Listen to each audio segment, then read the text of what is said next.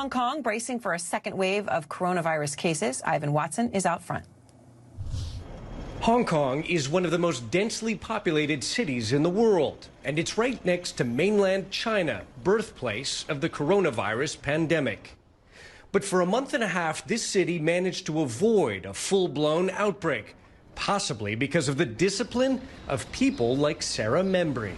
As a precaution, we don't meet face-to-face. Hey there. Since January 29th, Sarah and her family have stayed confined to their apartments in this building, only setting foot outside once or twice a week. Basically, we didn't want to take any risk because at home I have my mom who is a cancer patient, and we want to be really, really careful. And we also have two kids. Until last week, aggressive social distancing and the closure of schools and public facilities helped keep Hong Kong's coronavirus caseload below the 150 mark. But over the last week, the number of infections in Hong Kong suddenly doubled. Authorities say the majority of these new cases were imported, involving people who traveled internationally. The Hong Kong government is responding to the recent surge in infections. As of last week, any new arrival here at the airport has to go into mandatory 14-day quarantine.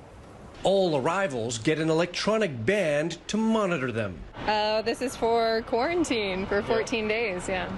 Lindsay Williams, an English teacher from Ohio, has to spend the next 2 weeks stuck in a hotel room. How do you feel about that?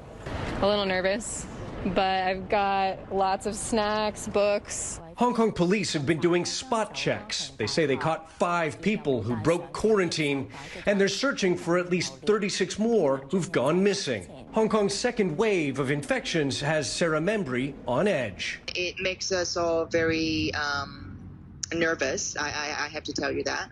But then we also accept the fact that this is happening. Do you feel safe right now?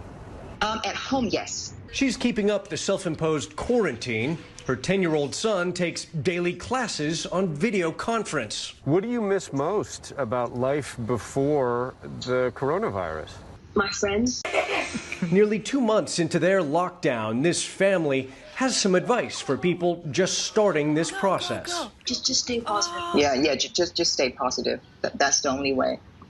And remain hopeful. I mean, we remain hopeful that a vaccine is going to come out soon. That's something the whole world is hoping for. Ivan Watson, CNN, Hong Kong.